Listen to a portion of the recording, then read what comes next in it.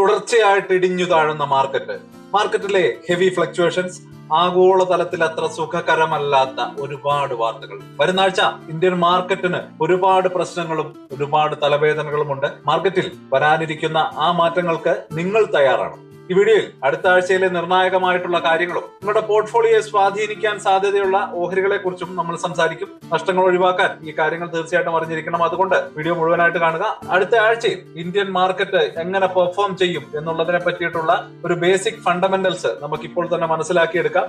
അതുപോലെ തന്നെ മാർക്കറ്റിന് അനുസൃതമായിട്ട്, അതിന്റെ ഫ്ലക്ച്വേഷനുകൾക്ക് അനുസൃതമായിട്ട് ട്രേഡ് ചെയ്യാൻ പഠിക്കാം. തീർച്ചയായിട്ടും വീഡിയോ മുഴുവനായിട്ട് കാണുക. Welcome to the eye opener video of Dhanam smart savings and investment solution. Welcome to the weekly roundup. ജനുവരി 27 മുതൽ 30 വരെയുള്ള അടുത്ത ട്രേഡിംഗ് ആഴ്ചയിലേക്ക് കടക്കും മുമ്പ് കഴിഞ്ഞ ആഴ്ച മാർക്കറ്റിൽ എന്താണ് സംഭവിച്ചത് എന്ന് വേഗത്തിൽ നമുക്ക് നോക്കാം. വ്യാഴാഴ്ച കണ്ട നേരിയ റിക്കവറിക്ക് ശേഷം വെള്ളിയാഴ്ച ഇന്ത്യൻ വിപണി വലിയൊരു ഇടിവിലാണ് ക്ലോസ് ചെയ്തത്. തുടർച്ചയായിട്ടുള്ള വിദേശ നിക്ഷേപകരുടെ വിൽപ്പനയാണ് വിപണിയെ തളർത്തിയത്. വെള്ളിയാഴ്ചത്തെ ആ ഒരു കറുത്ത വ്യാപാര ദിനത്തിനൊടുവിൽ നിഫ്റ്റി ഏകദേശം 0.95% ഇടിഞ്ഞ് 25,048 എന്ന ലെവലിലാണ് ക്ലോസ് ചെയ്തത്. സെൻസെക്സ് 770 പോയിന്റ് ഇടിഞ്ഞ് 81,537 എന്ന നിലയിലുമാണ് വ്യാപാരം അവസാനിപ്പിച്ചത്. ഈ സംഖ്യകൾ കഴിഞ്ഞ ആഴ്ചയിലേക്ക് അടുത്ത ആ ഒരു ഫ്ലക്ച്വേഷൻസ് വ്യക്തമാക്കുന്നു. വ്യാഴാഴ്ച ഒരു തിരിച്ചുവരവിന് ശ്രമിച്ചെങ്കിലും ആ നേട്ടം നിലനിർത്താൻ വിപണിക്കായില്ല. വെള്ളിയാഴ്ചത്തെ വിൽപ്പനയിൽ ആ നേട്ടങ്ങളെല്ലാം ഇല്ലാതായി. ഇതിന്റെ പ്രധാന കാരണം വിദേശ നിക്ഷേപ സ്ഥാപനങ്ങൾ തുടർച്ചയായിട്ട് ഇന്ത്യൻ മാർക്കറ്റിൽ നിന്ന് പണം പിൻവലിക്കുകയാണ്. ഇതൊരു ഗൗരവമുള്ള കാര്യമാണ്. കാരണം FII സെല്ലിംഗ് മാർക്കറ്റിന് ഒരു നെഗറ്റീവ് സെന്റിമെന്റ് ഉണ്ടാക്കുന്നു. മറുവശത്ത് നമ്മുടെ ആഭ്യന്തര നിക്ഷേപ സ്ഥാപനങ്ങൾ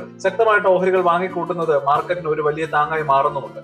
അതുകൊണ്ട് തന്നെ വലിയൊരു തകർച്ചയിൽ നിന്ന് വിപണി രക്ഷപ്പെട്ട് നിൽക്കുകയാണ്. കഴിഞ്ഞ ആഴ്ച ശ്രദ്ധിച്ച മറ്റൊരു കാര്യം ഇന്ത്യ വിക്സിന്റെ ആ ഒരു ഹെവി വോളറ്റാലിറ്റിയാണ്.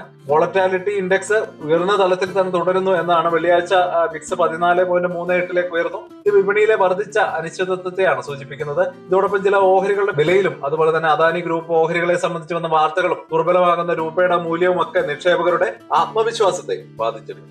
അടുത്ത ആഴ്ച ട്രേഡിംഗിനെ സംബന്ധിച്ച് വളരെ നിർണായകമാണ്. കാരണം പ്രധാനപ്പെട്ട ചില ഇവന്റുകളും ടെക്നിക്കൽ ലെവലുകളും മാർക്കറ്റിന്റെ ദിശ നിർണയിച്ചേക്കും.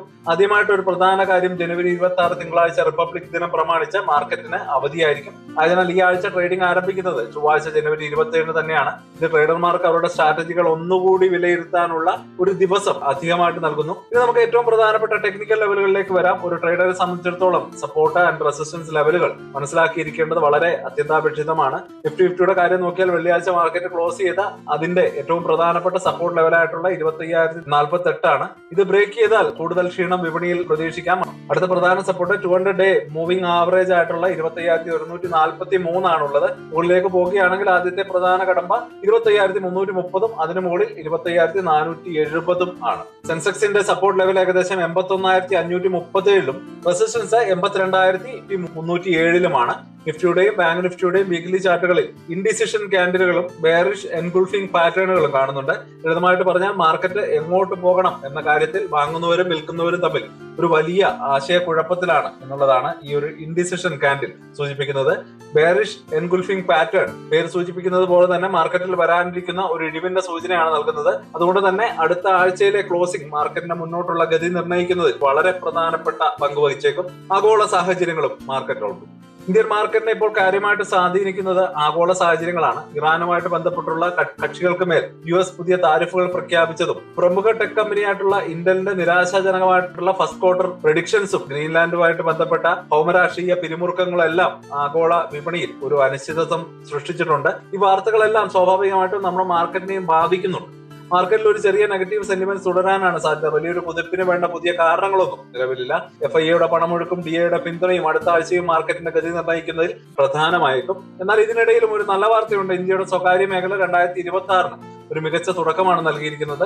HSBCയുടെ കോമ്പോസിറ്റ് PMI ഡാറ്റ ജനുവരിയിൽ 59.5 ആയിട്ട് ഉയർന്നു. ഇത് പ്രതീക്ഷിച്ചതിലും വളരെ മികച്ചൊരു കണക്കാണ്. മാനുഫാക്ചറിംഗ്, സർവീസ് സെക്ടറുകൾ ഒരുപോലെ വളർച്ച കാണിച്ചു. പുതിയ കയറ്റുമതി ഓർഡറുകൾ കഴിഞ്ഞ 4 മാസത്തെ ഏറ്റവും ഉയർന്ന വേഗത്തിലാണ് വളരുന്നത്. ഇതെല്ലാം കാണിക്കുന്നത് മാർക്കറ്റിൽ താൽക്കാലികമായിട്ടുള്ള ബലഹീനതകൾ ഉണ്ടെങ്കിലും ഇന്ത്യൻ സമ്പദ് വ്യവസ്ഥയുടെ അടിസ്ഥാനം വളരെ ശക്തമാണ് എന്നുള്ളതാണ്.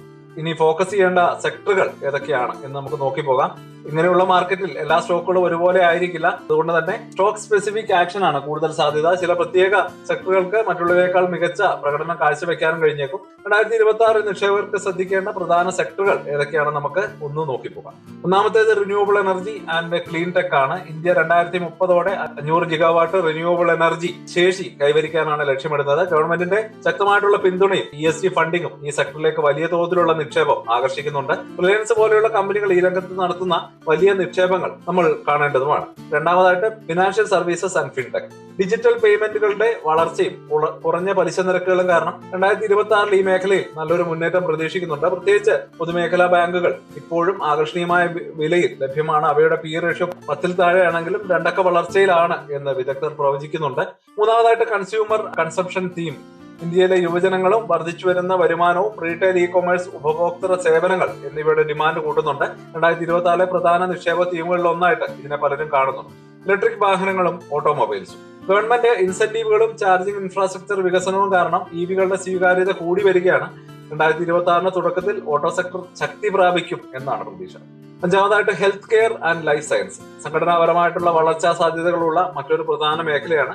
അതുപോലെ തന്നെ റിയൽ എസ്റ്റേറ്റ് കഴിഞ്ഞ കുറച്ചു കാലമായിട്ട് മറ്റു സെക്ടറുകളെ അപേക്ഷിച്ച് പിന്നിലായിരുന്നെങ്കിലും 2026 ശക്തമായിട്ടുള്ള വളർച്ചാ സാധ്യതയുള്ള ഒന്നായിട്ട് റിയൽ എസ്റ്റേറ്റ് മേഖലയെ പലരും കാണുന്നുണ്ട്. അതുപോലെ തന്നെ ഇൻഫ്രാസ്ട്രക്ചർ ആൻഡ് ക്യാപിറ്റൽ ഗുഡ്സ്. ഗവൺമെന്റിന്റെയും സ്വകാര്യ മേഖലയുടെയും വലിയ ഇൻഫ്രാ പ്രോജക്ടുകൾ ഈ മേഖലയ്ക്ക് സ്ഥിരമായിട്ടുള്ള ഒരു ഡിമാൻഡും നൽകുന്നുണ്ട്. അപ്പോൾ ഈ പറഞ്ഞ സെക്ടറുകളിൽ നിങ്ങൾ ഏറ്റവും കൂടുതൽ ശ്രദ്ധിക്കുന്ന സെക്ടർ ഏതാണ്? അല്ലെങ്കിൽ നിങ്ങളുടെ പോർട്ട്ഫോളിയോയിൽ ഈ സെക്ടറുകളിൽ ഏതെങ്കിലും സ്റ്റോക്കുകൾ ഉണ്ടോ? നിങ്ങളുടെ അഭിപ്രായങ്ങൾ താഴെ കമന്റ് ബോക്സിൽ അറിയിക്കുക.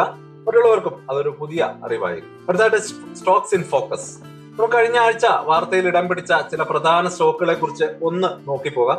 ഒന്നാമതായിട്ട് ഇന്റർഗ്ലോബ് ഏവിയേഷൻ ലിമിറ്റഡ്. ഇന്ത്യയുടെ മൂന്നാം പാദത്തിലെ അറ്റാദായത്തിൽ മുൻ വർഷത്തെ അപേക്ഷിച്ച് ഏകദേശം 77.5% ഇടിവാണ് രേഖപ്പെടുത്തിയത്.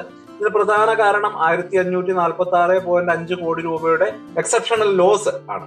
എന്നിരുന്നാലും കമ്പനിയുടെ വരുമാനം 6.2% വർദ്ധിച്ച് 23,471 കോടി രൂപയായിട്ടുണ്ട്. ഈ വാർത്ത പുറത്തു വന്നതിന് ശേഷം വെള്ളിയാഴ്ച സ്റ്റോക്ക് കാര്യമായിട്ട് ഇടിഞ്ഞു. ഇത് വിപണിയുടെ മൊത്തത്തിലുള്ള ഇടിവിന് കാരണമായി. രണ്ടാമതായിട്ട് റിലയൻസ് ഇൻഡസ്ട്രീസ്. റിലയൻസ് അവരുടെ 16 ഉപകമ്പനികളെ തങ്ങളുടെ ക്ലീൻ എനർജി വിഭാഗമായിട്ടുള്ള റിലയൻസ് ന്യൂ എനർജി ലിമിറ്റഡിൽ ലയിപ്പിച്ചു. റിന്യൂവബിൾ എനർജി രംഗത്ത് റിലയൻസ് എത്രമാത്രം ശ്രദ്ധ കേന്ദ്രീകരിക്കുന്നു എന്നതിന്റെ വ്യക്തമായിട്ടുള്ള സൂചനയാണിത്.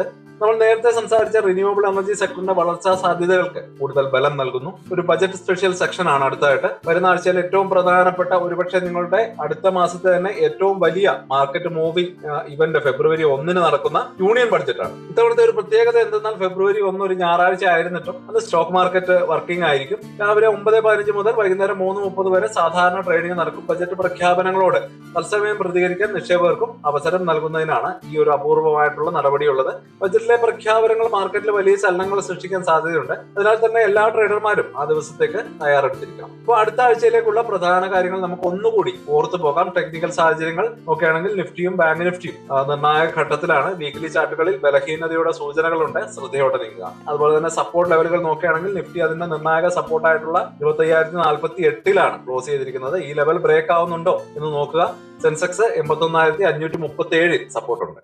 വോളറ്റാലിറ്റി നോക്കുകയാണെങ്കിൽ ഉയർന്ന ഇൻട്രാഡേ വോളറ്റാലിറ്റി സാധാരണയായിരിക്കും. അതിനാൽ ഇൻഡെക്സ് ട്രേഡിനേക്കാൾ സ്റ്റോക്ക് സ്പെസിഫിക് ട്രേഡുകൾക്ക് മുൻഗണന നൽകുന്നത് പരിഗണിക്കാവുന്നതാണ്. സെക്ടർ ഫോക്കസ് നോക്കുകയാണെങ്കിൽ കൺസംഷൻ, ബാങ്കിംഗ്, റിന്യൂവബിൾ, ഓട്ടോസ് എന്നിവ പ്രധാന നിക്ഷേപ തീമുകളായിട്ട് തുടരുന്നുണ്ട്. ഇവന്റുകൾ ഫെബ്രുവരി 1 യൂണിയൻ ബഡ്ജറ്റാണ്. മാർക്കറ്റിന്റെ അടുത്ത ദിശ നിർണ്ണയിക്കുന്ന തീരുമാനം അവിടെയായിരിക്കും ഉണ്ടായിരിക്കുക. അന്നത്തെ ദിവസം തയ്യാറായിരിക്കുക. അപ്പൊ ഈ നിർണായക ആഴ്ചയിൽ ജാഗ്രതയോടെയും പ്ലാനിങ്ങോടെയും ട്രേഡ് ചെയ്യുക. ഇതുപോലെയുള്ള വിശദമായിട്ടുള്ള മാർക്കറ്റ് വിശകലനങ്ങൾക്കും അപ്ഡേറ്റുകൾക്കും നിങ്ങൾക്ക് കൃത്യസമയത്ത് ലഭിക്കുന്നതിനായിട്ട് ഈ ചാനൽ സബ്സ്ക്രൈബ് ചെയ്ത് വെച്ചേക്കുക. അതുപോലെ തന്നെ ആ ബെല്ലൈക്കൻ കൂടി ഒന്ന് പ്രസ് ചെയ്തേക്കാം. നിങ്ങളുടെ അഭിപ്രായങ്ങളും സംശയങ്ങളും കമന്റ് ബോക്സിൽ അറിയിക്കുക. നിങ്ങൾ എന്ത് ചിന്തിക്കുന്നു എന്നറിയാൻ ഞങ്ങൾക്കും താല്പര്യമുണ്ട്. അപ്പം അടുത്ത വീഡിയോയിൽ കാണാം. അതുവരേക്കും ഹാപ്പി ഇൻവെസ്റ്റിംഗ്. ബൈ. സ്റ്റോക്ക് മാർക്കറ്റിലെ ന്യൂസുകളെയും അതുപോലെ തന്നെ അപ്ഡേറ്റുകളെയും ഉൾക്കൊള്ളിച്ചുകൊണ്ടുള്ള ഒരു ഫേസ്ബുക്ക് ഗ്രൂപ്പ് നമുക്കുണ്ട്. ആ ഒരു ഗ്രൂപ്പിന്റെ ലിങ്ക് ഈ വീഡിയോയുടെ ഡിസ്ക്രിപ്ഷനിൽ കൊടുക്കുന്നുണ്ട്. പ്രൈവറ്റ് ആയിട്ടുള്ള ഒരു ഗ്രൂപ്പാണ്. താല്പര്യമുള്ളവർക്ക് ആ ലിങ്കിൽ ക്ലിക്ക് ചെയ്തുകൊണ്ട് ഗ്രൂപ്പിൽ ജോയിൻ ചെയ്യാം. ഏറ്റവും ലേറ്റസ്റ്റ് ആയിട്ടുള്ള ന്യൂസുകൾ നമ്മൾ അതിൽ അപ്ഡേറ്റ് ചെയ്യുന്നുണ്ട്. വളരെ ഇൻഫോർമേറ്റീവ് ആയിരിക്കും. അപ്പൊ ഇത്രയുമാണ് ഇന്നത്തെ വീഡിയോയിൽ ഉൾപ്പെടുത്തിയിരിക്കുന്നത്. പുതിയ ന്യൂസുകളുമായിട്ട് നാളെ വീണ്ടും വരാം. ബൈ.